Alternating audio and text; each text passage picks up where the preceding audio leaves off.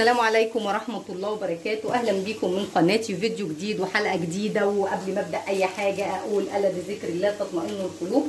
سبحان الله والحمد لله ولا إله إلا الله والله أكبر ولا حول ولا قوة إلا بالله العلي العظيم. النهاردة هنعمل وجبة جميلة للسحور كده وسريعة، ويعني تغيير بقى من سيستم السحور العادي كده. هنعمل مع بعض العجة المصري بالبطاطس، عجة اقتصادية يعني بواقي التلاجة كده هتلميها وتعملي بيها عجة جميلة وبسيطة خالص. زي ما احنا شايفين المكونات معايا دي بطاطسيه واحده مبشوره مغسوله ومتصفيه كويس، مش عايزه فيها اي ميه، نص كوبايه دقيق، كوبايه لبن، 4 بيضات.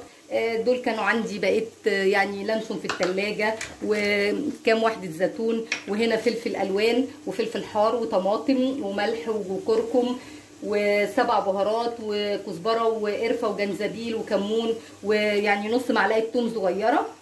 وطبعا اهم حاجه معايا عايزه بيكنج باودر. والخضره عندي طبعا اللي كنا مفرزين مع بعض قبل كده.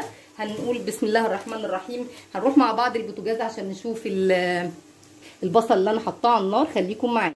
زي ما احنا شايفين البصله كده على النار قدامي اهي، سايباها انا عايزاها تتشوح عشان هنزل عليها بالبطاطس. زي ما احنا شايفين كل الموضوع ان انا هسيب البصله تتشوح تاخد لون، وبعد يعني اول ما تحسي ان ريحتها طلعت كده البصله هعمل كده حفره، هسيب بس البطاطس فيها هنا كده شويه اهي، هتاخد البطاطس وتدي مع بعض. زي ما انتم شايفين لو ملاحظين انا بقلب بس البطاطس اهي، حسيت ان هي اتشمعت وبخارها طلع، ببتدي بقى ان انا اخلط كل البصل مع البطاطس واسيبهم يتشوحوا ياخدوا تشويحه محترمه، يعني بحيث ان انت ما تبقاش البطاطس معاكي نيه، تبقى مدياكي، تبقى مديه معاكي طعم مختلف، شاربه من ميه البصل وشاربه من الروائح بتاعته. تمام.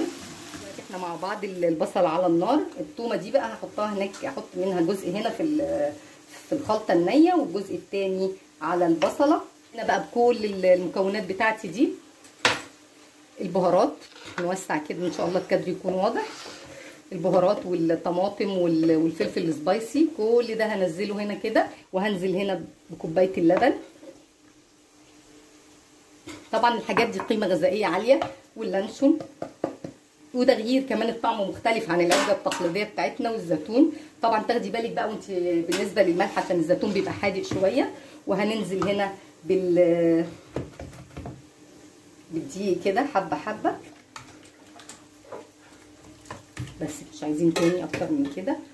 هبتدي ان انا اكسر البيض. نبتدي بقى نحط معلقه بيكنج باودر، معلقه صغيره كده هرميه. تمام اهي. مش عايزه اكتر من كده. الخلطه كده كلها انا ابتدي ارب فيها كويس جدا. تمام.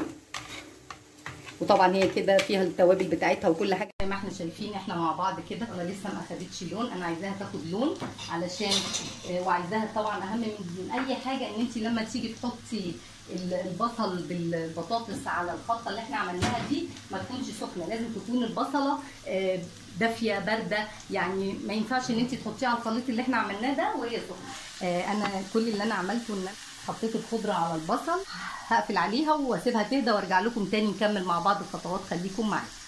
اهي ده الخليط اهي، دي البصل معايا بالخضره اهي. دي طبعا زي ما قلت لكم احنا مش هنحط خلاص حاجه تاني دسم ولا اي حاجه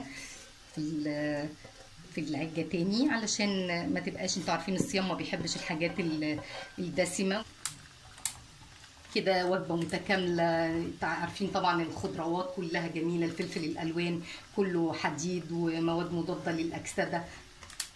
شايفين ما شاء الله، يعني هي حتى بتتحدث عن نفسها يعني. واللانشون والزيتون والبصل. بسم الله. دي الصينيه اللي احنا هنعمل فيها اهي. بسم الله الرحمن الرحيم. طبعا بقى فوطه امسحي كده عشان الصينيه تطلع معاكي نظيفه. بس ما تعمليش اي حاجه غير ان انت بس بتهزيها كده علشان المكونات كلها تبقى متوازنه في مكان واحد. هدخلها الفرن وارجع لكم تاني عشان تشوفوا العجه بعد ما استوت في الفرن، وهكسب معاكم وقت واعمل بقى نخلي مع بعض الطماطم. المكونات معايا هنا ربع كوبايه زيت، ربع كوبايه خل، ليمونه، معلقه فلفل هريسه فلفل، نص معلقه ثوم، البهارات نعناع جاف، كزبره، ذره شويه ملح صغيرين يعني، زعتر، كمون، شعر فلفل اسود، شعر شطه عشان طبعا الهريسه حاميه، والليمونه والطماطم. وده شبت مش بقدونس، لا تجيبي الشبت هيدي معاكي نتيجه كويسه جدا في تخليل الطماطم. الطماطم كل اللي انا هعمله قطعت العنق اللي هو مش حلو فيها ده، وهبتدي اقسمها كده لايه 3 شرايح. دي قسمتها من النص. هبتدي بقى ان انا افرغ الطماطم في الاول على الشوايه وارجع لكم. خليكم معايا. العجه اهي طلعت معانا زي ما احنا شايفين اهي. اتمنى ان شاء الله ان هي تنال اعجابكم. هسيبها تهدى شويه على ما نعمل مع بعض، نخلي مع بعض الطماطم وارجع اقطعها معاكم. خليكم معايا. دلوقتي الطماطم اهي معايا، هنزل عليها بالزيت بالخل والزيت، تمام، والفلفل والثوم، وبقى التوابل بتاعتنا، وشويه شبت. الشبت ده ليه قيمه غذائيه عاليه جدا. هنعصر مع بعض الليمون. بسم الله. على فكره الهريسه دي انا مخليها تخليه الباذنجان فعليها ليمون، فعشان كده الطماطم كده.